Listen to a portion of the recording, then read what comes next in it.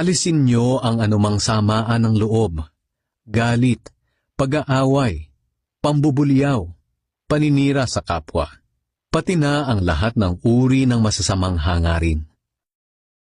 Huwag kang magagalit. Pigilan mo ang iyong puot.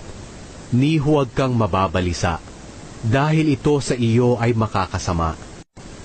Huwag maging magagalitin, dahil ang pagiging magagalitin ay ugali ng mga hangal.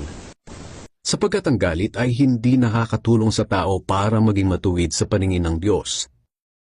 Kung magalit man kayo, huwag kayong magkasala, at huwag niyong hayaan na lumipas ang araw na galit pa rin kayo. Pero ngayon, dapat na ninyong itakwil ang lahat ng ito: galit, puot, sama ng loob, paninira sa kapwa, at mga bastos na pananalita.